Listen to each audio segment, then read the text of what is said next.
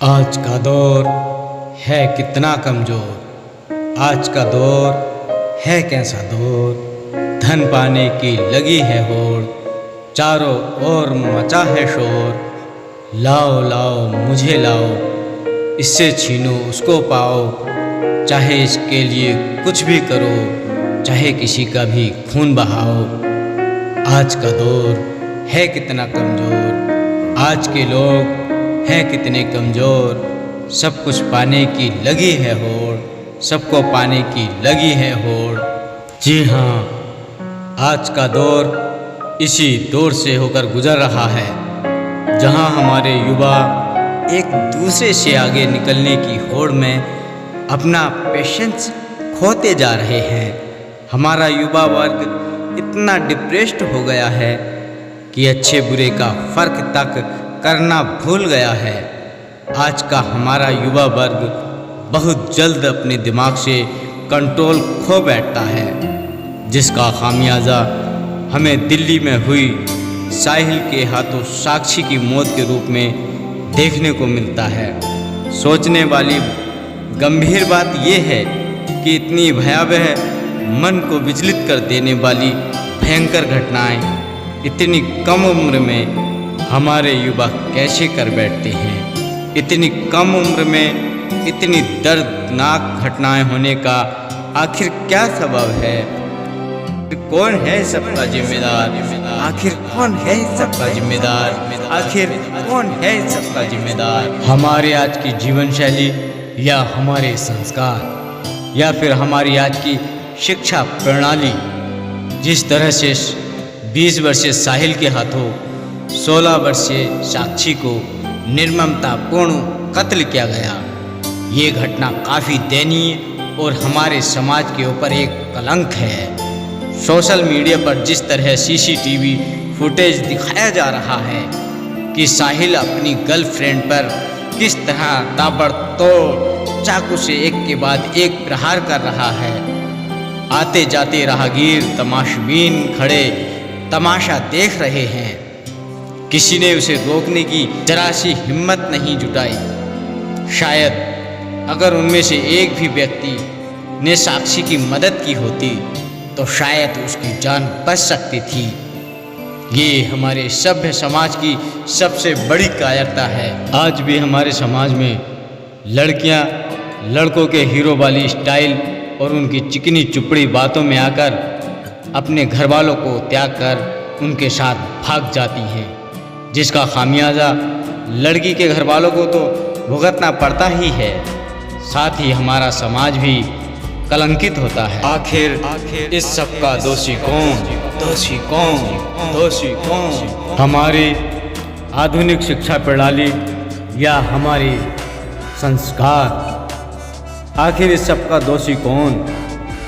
मेरी नज़र में तो दोनों ही दोषी हैं। जहाँ एक और हमारे युवा उच्च कोटि की शिक्षा पाकर भी अपनी सोच को ऊपर उठा पाने में नाकाम साबित हो रहे हैं, वहीं हमें मिलने वाले संस्कारों की अब कोई अहमियत ही नहीं रह गई है।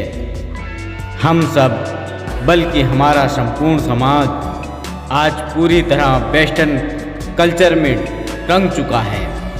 हम भारतीय अपनी सीमाओं को भूलकर पश्चिमी देशों के साथ कदम ताल करने पर तुले हुए हैं, जिसका खामियाजा हमें दिल्ली की साक्षी मर्डर केस के रूप में देखने को मिला। हमारे कल्चर, हमारे संस्कारों को आज पश्चिमी देश फॉलो करने में लगे हैं, जबकि हम उनके कल्चर, उनके संस्कारों को अपनाकर अपने आप को गौरवान्वित महसूस कर रहे हैं। आज विदेशी लोग भारतीय योगा और मेडिटेशन को अपनाकर रिलैक्स माइंड की प्रवृत्ति को आगे बढ़ाकर अपने मन मस्तिष्क की एकाग्रता को बढ़ाकर अपनी लाइफ को फुल्ली एंजॉय कर रहे हैं। वहीं हमारे मुल्क के युवाओं में देखा जा रहा है कि वो विदेशी तहजीब और कल्चर के नशे में इस कदर चूर हो गए हैं कि वो अपना अस्तित्व ही खो बैठे हैं। कौन सा तरीका है भाई? कौन सा तरीका है ये? कैसा बना है ये नया रूल? कि गोवा चला हंस की चाल और अपनी गया भूल। अफसोस इस बात का है कि ज़िंदगी की दौड़ में हम पिछड़ते क्यों जा रहे हैं। बात साफ है, हमने इंडियन कल्चर को ताक में उठाकर रख दिया है। छोटे बड़े की तमीज़ हमको नहीं रही। माता पिता का अनादर हर घर हर द्वार पर हो रहा है, तो हमारे अंदर अच्छे संस्कार कौन डालेगा। स्कूल कॉलेज सिर्फ मनोरंजन का एक अड्डा बन गए हैं। शिक्षकों को स्टूडेंट के सामने सर झुकाकर गुजरना पड़ता है, तो हम गुणवान कैसे बनेंगे।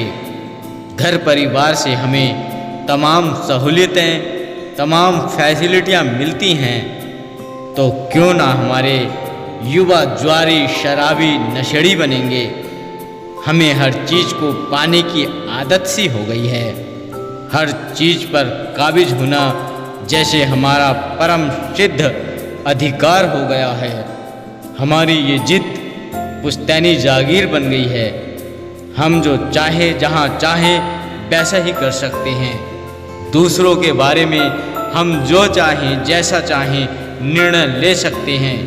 यही तो हुआ था दिल्ली के साक्षी साहिल मर्डर केस में, जहां एक 16 साल की नाबालिग किशोरी 20 साल के साहिल नामक युवक से पीछा छुड़ाने की कोशिश करती है, मगर जिद देखिए, वही 20 साल का युवक अपनी जिद के चलते साक्षी को अपनी जागीर समझने लगता है। जिद इस कदर हावी हो जाती है कि वो साक्षी द्वारा इनकार किए जाने के बाद बड़ी ही बेरहमी से उसकी नृशंस हत्या कर देता है। खेलने कूदने की उम्र में इस तरह की घटनाएं होना काफ़ी निंदनीय हैं। इस सब का जिम्मेदार हम, आप, हमारा समाज और हमारी आधुनिक शिक्षा प्रणाली है। ये कहानी साहिल और साक्षी तक ही महदूद नहीं है। ना जाने और भी कितनी साक्षी साहिल जैसे क्रूर लोगों का शिकार बनती हैं।